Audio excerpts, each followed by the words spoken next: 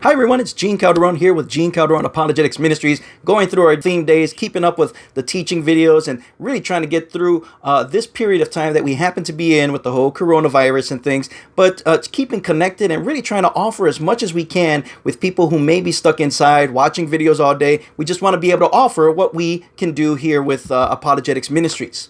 Today being Sunday, we are going to focus on what we like to call Sunday Science. This is the day where we like to look at some of the scientific discoveries, some of the scientific philosophies about why we believe what we believe when it comes to Christianity, God, Jesus, the Bible, things like that. Does it really support the science, support that? Are we dealing with fact or faith or issues like that? And so we're going to dig a little bit deeper. If you've looked at some of the previous videos, you'll probably notice that we did talk about things such as evolution and Darwin's tree.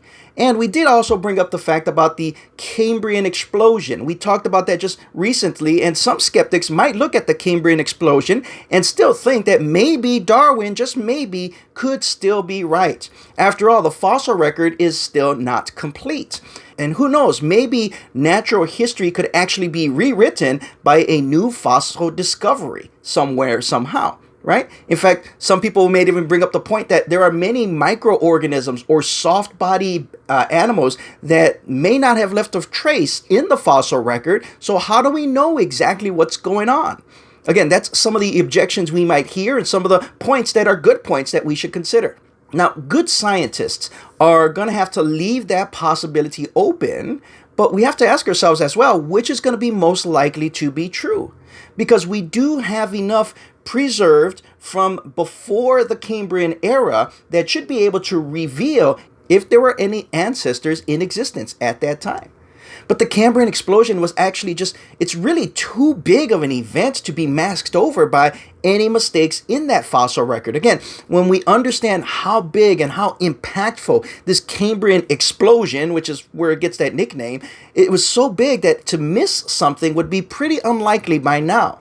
Because when we look at the pre-Cambrian fossils being tiny or soft, or what we may be worried that was kind of lost, that really hasn't happened because we have found microfossils of bacteria in rock that do exist, as well as many soft body organisms in rock as a fossil that we can look at and study.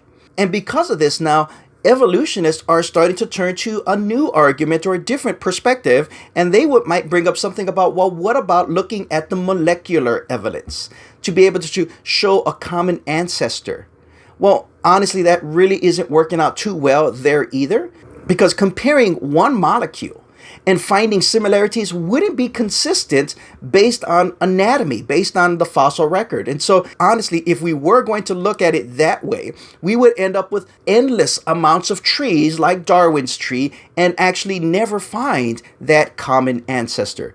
So again, the Cambrian Explosion and the fossil record leads to some pretty good reasoning about why we believe that evolution really has not been able to hold up to the theories about how these different species and animals came about. There's just too many differences with not enough evidence for any transitions in place to be able to tip the scales in that direction. Again, what we're doing is we're looking at the evidence and see which one has the most evidence to support that claim, and that's where we're at right now. So I hope that this helps, and I hope it's something to consider. Again, if you have not heard about the Cambrian Explosion, if you haven't looked at the fossil record about soft or micro fossils, it's something to dig into. Kind of look into some resources on that and see what we can find.